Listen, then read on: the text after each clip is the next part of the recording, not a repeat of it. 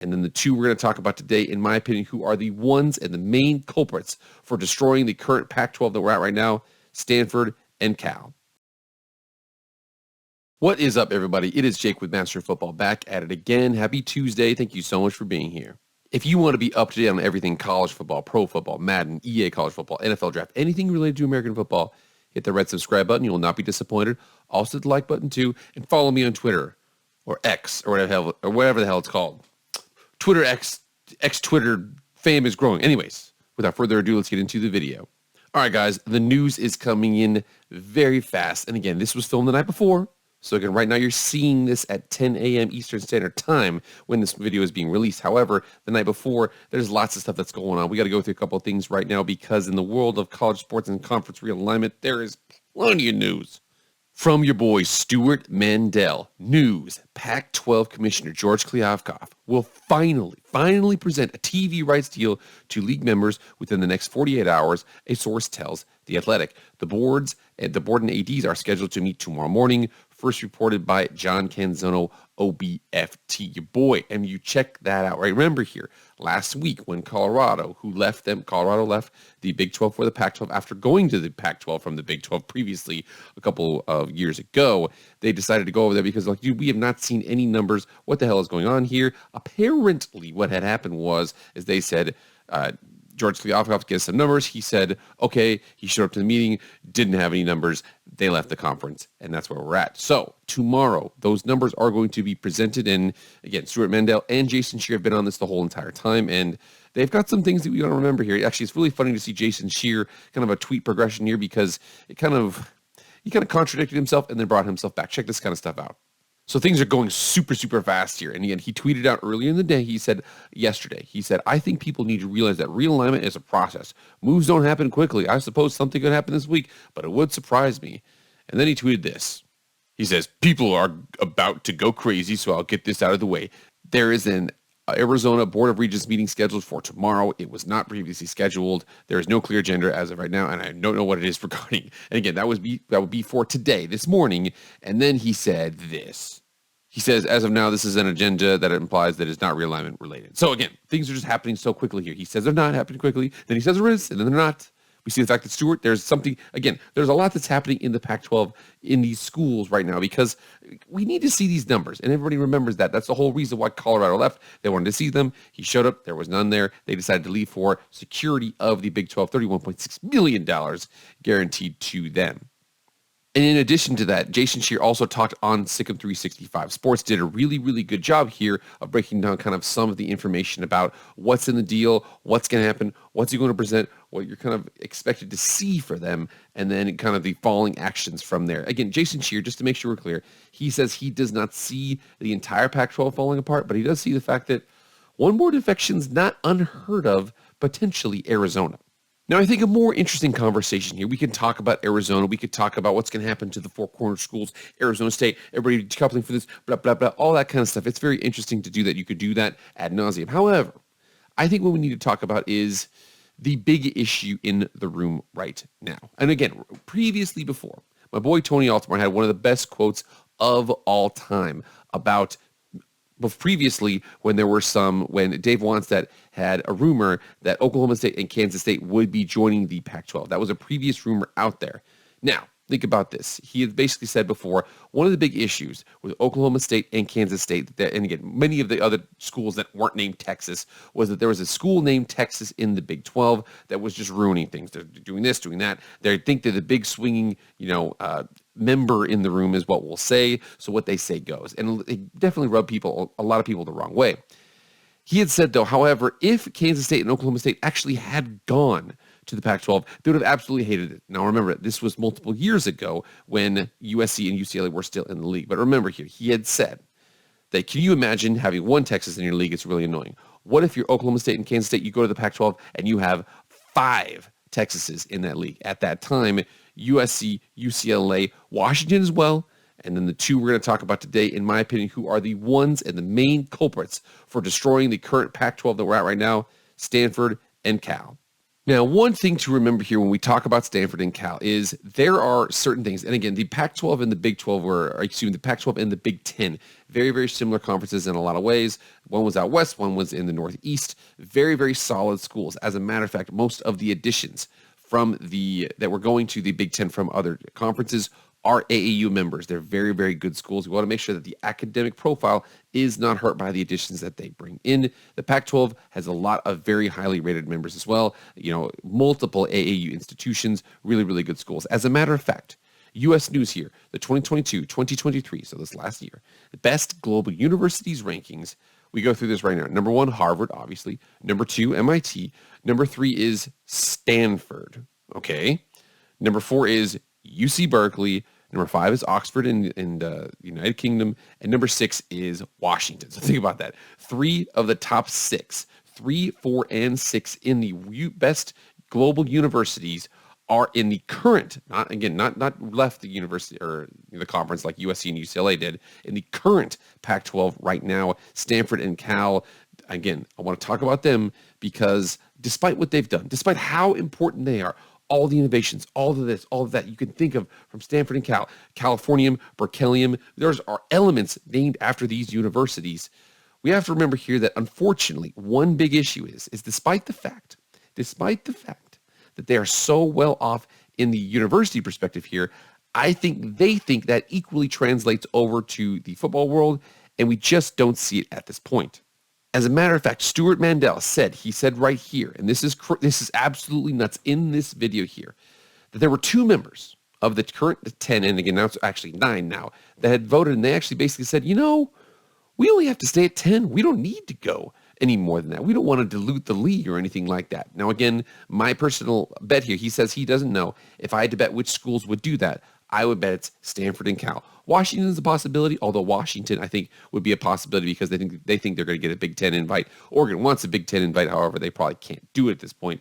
But Stanford, Cal, those are my estimates for what he said. The 2 unnamed schools that basically said, we should just stay at 10. We should just stay at 10. We should just stay at 10. That was including Colorado at that time. I think it's Stanford and Cal.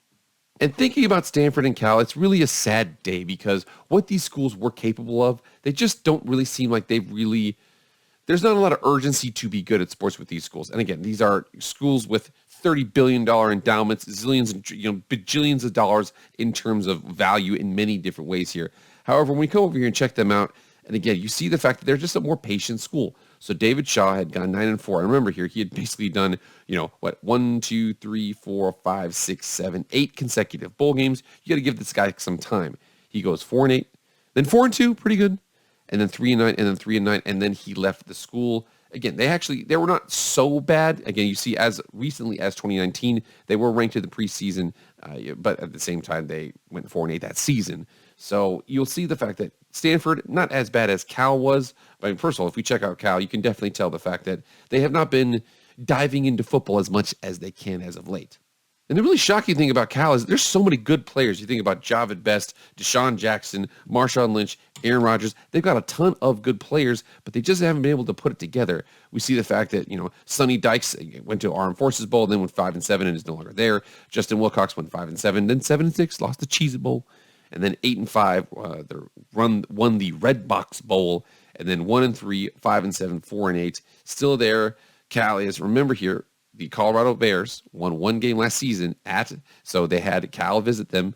Cal was 4-8, and they beat them in overtime. That was the only win that they had.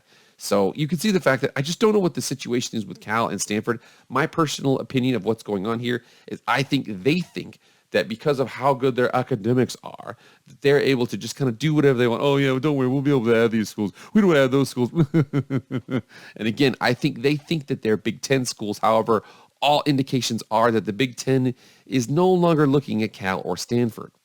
Right here, and again, this was as late as February of this year, and we also hear the fact that Stanford and Cal are no longer mentioned when it comes to the Big Ten realignment. As a matter of fact, there's more steam with the ACC's realm, but we see the fact that Stanford predicted to be overlooked by Big Ten remain in Pac-12 future. So this is really interesting when you read this quote right here.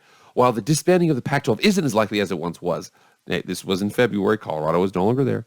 There is still a belief that the programs within the conference and other conferences around the country will touch base at some point.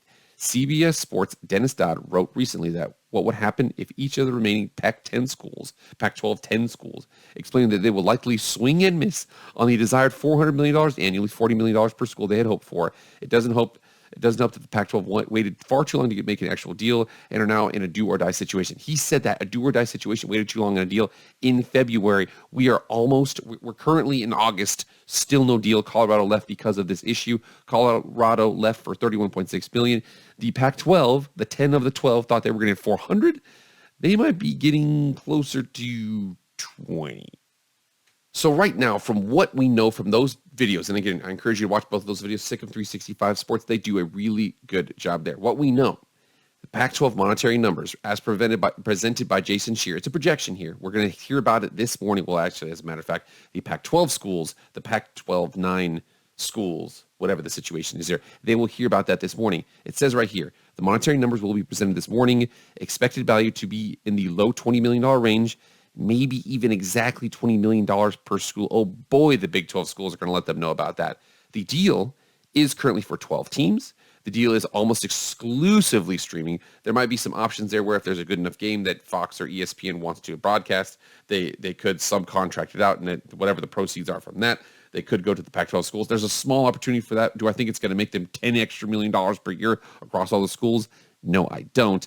And then also here, remember here, 2 teams were okay with staying at 10 teams. That was back when Colorado was still a member of the institution. Maybe Colorado's like, dude, Stanford and Cal, or whoever those 2 annoying members are, to hell with that. We're going to the Big 12. That's what we know at this point. And I think it's really interesting to see the payout projections here, because if you look at these, first of all, this is amazing here. So I've got a couple of different ones. I've got $20 million per school, 12 schools, 22 and 24. Now, remember here, more than likely what's going to happen here is that they want to get to 12 schools. That's what the deal is for. So they're currently at 9. They will be adding 3 more. This right here, remember here, this does not operate on the understanding that they lose Arizona. If that happens this morning, all bets are off in this whole situation. But we do see this right here. So $20 million per school, $240 million total. So the Pac-9 would be getting $25 million per their deal and $5 million per year for the new schools. That right now is currently around what the Mountain West pays for. So if if that were to be the math there, San Diego State would be playing in the Pac-12 for basically free. They wouldn't be getting any addition to that. And again, if it was $22 million for the Pac-9, it'd be $14 million per year for the new schools. So they get 22. They get almost a full $10 million less than the Big 12 schools, and they'll definitely let them know about that. We see if it's $22 million per school, that's going to be $264 million total. That'd be 25 for the Pac-9 and 13 per year for the new schools. And again, that's the most likely option. All 3 of these would be the 22, 25 for the Pac-9, 13 for the new schools. Get a good little pay bump for SMU. Get a little good payback for San Diego State and whoever else they decide to add. Also, if it gets to 24, and again, this is a shocking one if it gets to 24. Personally, I still don't think this is going to happen. This is still like only 80% of the Pac-12's or the Big 12's deal. You'll see the fact that what would happen here is that they could get as high as $28 million for the Pac-9 and $12 million per year for the new schools. Those are the payout projections. But remember here, if I had to bet, the reason why the Pac-12 is in this instance is because there's 2 universities who are fine at 10. They don't really see the need to move fast. Why are we doing this? Blah, blah, blah. My bet, Stanford and Cal. Stanford and Cal are in a really unique situation because I think they think of themselves as a Big Ten team. They're Big Ten quality teams. They certainly are in an academic respect there, and maybe in a Olympic sports perspective there. But from a football perspective there, they are just not a Big Ten team. I'm sorry, get mad at me as you want. Here's the weird thing about this. Stanford and Cal, because of their lack of inaction, lack of investment into the football program, whatever the situations are to this point, they may have a very realistic possibility at either the Big Ten invite, which is probably not going to come, or having to go independent because if, let's say, the Pac-12 falls apart, something like that. It's such a weird dichotomy. You're either at the top of the mountain in terms of pay, or you're literally going independent, or you're just dropping football altogether. Stanford and Cal, because of their self-importance, have put themselves in this instance. All right, guys, get in the comments right now. What do you think about this whole situation? Like I said, there's going to be lots of news coming out today. Lots of things coming up. We're going to see those Pac-12 numbers. Somebody's going to leak it, and we're finally going to find out. And I'm telling you what, the Big 12 fans are going to let the Pac-12 fans know about it. But get in the comments right now. Let me know what you think about this whole situation. Am I wrong to blame Stanford and Cal? I personally bet it's them. Might be UW. Might be, somebody else. I don't know. But I do know that there's 2 schools who seem to be messing up or interjecting their opinions in a lot of situations here about sports, but they think that they're important because of academics. My best guess, Stanford and Cal. All right, guys, that's it. Thank you so much for being here. Please like, share, comment, subscribe, do all that stuff. I really appreciate it. So for me, guys, I'll see you guys later. I am out.